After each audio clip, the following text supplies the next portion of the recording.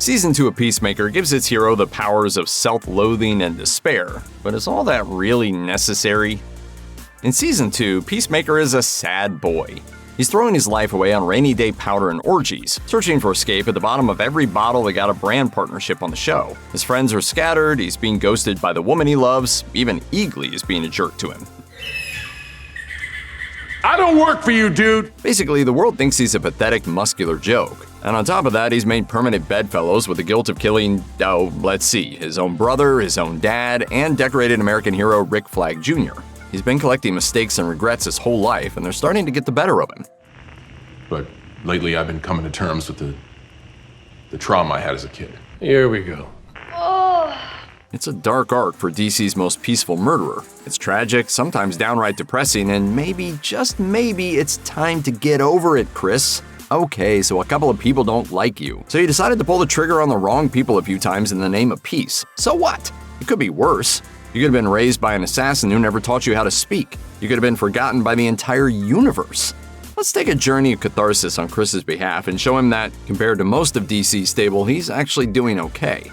So chin up, Chris, because you could be Martian Manhunter. Now there's someone who knows a thing or two about losing family. John Jones watched his wife and daughter melt in front of his eyes, and not long after that, the entire race of Martians died from a psychic virus, at the hands of his own brother no less. That's one version of his origin at least. In another version, the Martians are invaded by parasitic aliens that torture them to harvest their psychic energies.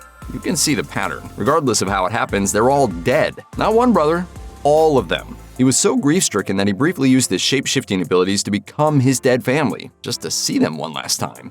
That's a kind of tragedy that justifies an arc with a corporate beer sponsorship. But Martian Manhunter didn't let it define him. He lives every day with the knowledge that he's the last of his kind, the lone remaining Martian in the universe. And he's come to terms with it. He'll always be an outcast, but the knowledge of those he's helped along the way keeps him trucking in the pursuit of justice. Everybody knows Batman's tragic origin. His parents were shot by a criminal in Crime Alley, leading him to a lifelong quest for justice. And you probably know about the origin of the first Robin, Dick Grayson. His parents were also killed by crooks when they sabotaged their circus show, and Bruce Wayne adopted him. But do you know about the sad story of the second Robin, Jason Todd? Grayson had grown up and moved on, becoming Nightwing. So Batman found another young man with a tragic backstory to make his new sidekick. Todd's original origin was a lot like Grayson's, in that his parents were also circus acrobats.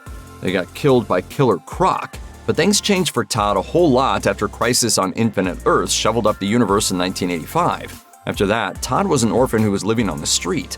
His mother had died from a drug overdose. His father had mysteriously disappeared after working a failed assignment for Two-Face. Batman caught Todd literally trying to steal the tires off the Batmobile, so Batman took him under his wing and made him Robin. Todd had a rougher edge than Grayson, and fans didn't like him all that much, so they voted to let him die at the hands of the Joker in the story A Death in the Family.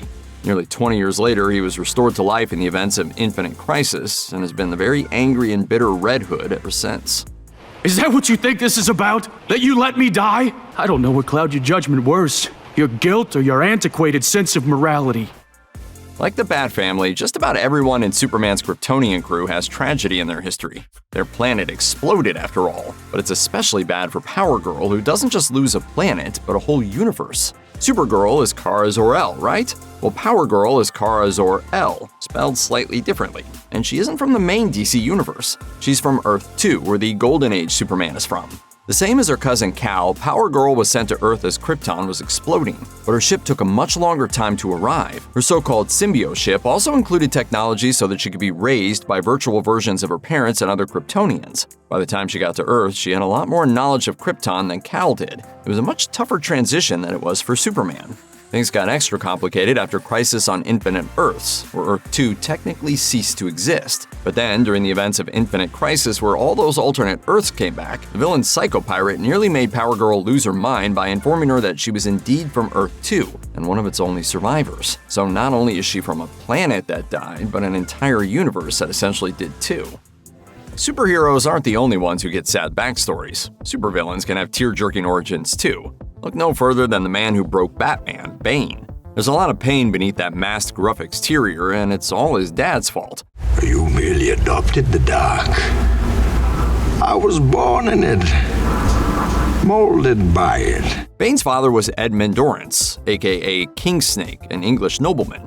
Torrance carried out some war crimes in the Caribbean country of Santa Prisca while also impregnating a woman who lived there.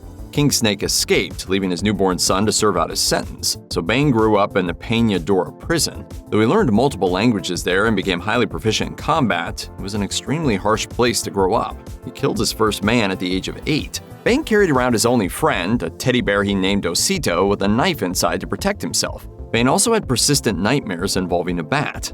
Plus, the prison's controllers tested a drug called Venom on him, turning him into the hulking figure he became. So not only did he go after Batman upon escaping the prison, he also tracked down his dad multiple times and tried to kill him. Torrance does eventually die, at least in the pre-New 52 continuity, by falling in a big hole. Writer Jeff Johns introduced some bold new ideas to the Green Lantern mythos in the 2000s, including the Green Lantern spectrum. There weren't just green and yellow rings anymore, but a whole rainbow of them, with each color signifying a different emotion or attribute. Green is willpower, for example. Blue signifies hope, and one of the key figures who carries that banner is Saint Walker. Walker was devoutly religious, so when his home planet became engulfed in riots after its sun destabilized, he took his family on a pilgrimage to find their Messiah on a mountaintop. What followed was a Job-like test of faith. Every member of his family died in some heartbreaking way along the journey, even as Walker continued to repeat the phrase, "All will be well." When Walker finally reached the top of the mountain alone, he found nothing. He became enraged and cursed the scriptures until he saw his own reflection, discovering that he was, in fact, the Messiah. He returned to his village to preach, and while doing so, the planet's sun was restored thanks to his blue power ring finding him. So his hope eventually paid off, but he lost just about everything in the process.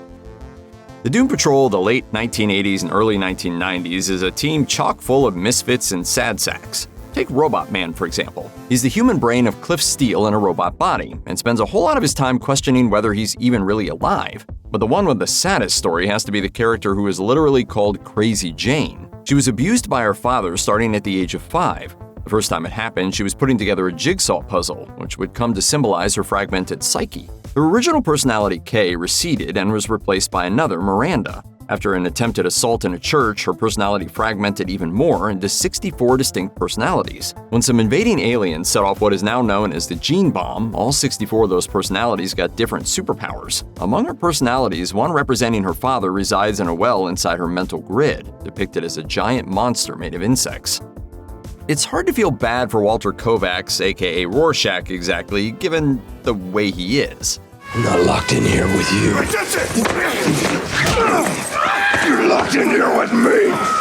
But you have to feel a little sympathy for him. His dad was out of the picture very early on, and his mom, a sex worker, abused him constantly. He finally had enough of it at the age of 10, fighting back against 2 bullies and partially blinding one with a lit cigarette. The incident led to Walter becoming a ward of the state, and during that time he started to develop a moral absolutism. At 16, he's informed of his mother's murder, and his response is simply good. Walter goes on to do some good in his own way as the superhero Rorschach, teaming with Night Owl for a time. But he's framed for the killing of a villain and sent to prison, where he has to relive his past trauma in intense therapy sessions. He's eventually broken out to help investigate the death of the comedian. When they all discover the truth, everyone except Walter agrees to cover it up. In the end, he begs the all-powerful Dr. Manhattan to kill him. Do it! And before you say it, all the Watchmen characters are in the DC universe now. It's canon. Mr. Freeze may spend most of his free time keeping Gotham on ice, but even the most ruthless villains can have a tragic origin story capable of melting your heart. Breezy, I'm feeling hot. I find that unlikely. Mr. Freeze was once Dr. Victor Freeze, a mild-mannered but driven scientist who specialized in cryogenics. The guy's whole life has been one long winter. On a snowy day as a child, he watched his father storm out, leaving him and his mother behind. A year after that, his mom broke through an icy pond and barely survived, only to finally drown in that same pond later. As an adult, depending on the version, he's either driven mad trying to save his cryogenically frozen wife Nora, or driven mad because he couldn't save her. In the one timeline where he actually manages to revive her, it turns out that she hates him for freezing her in the first place and betrays him to be locked away in Arkham. Talk about the cold shoulder. Having the girl you like not like you back is way better in comparison. Cassandra Cain is the poster child for unspoken trauma, literally. From the moment she was born, she was raised behind closed doors, training to be the ultimate assassin. In the pursuit of that, her father never talked to her so that she would focus all her effort on the physical side of training. In other words, she never learned how to speak. She spent some of her later years chumming it up with Batman and the League of Assassins and other groups and leagues, but always found it difficult to connect with her peers in any meaningful way. You know, because she can't talk. Should we trust Cassandra? Oh, and her mother's a crazy psycho assassin, so there wasn't much of a relationship there. Her parents sucked so much that she took on the alias Orphan, even though they're both still alive. Obviously, Peacemaker's just going through a phase in Season 2. Things will turn around for the big guy, they always do.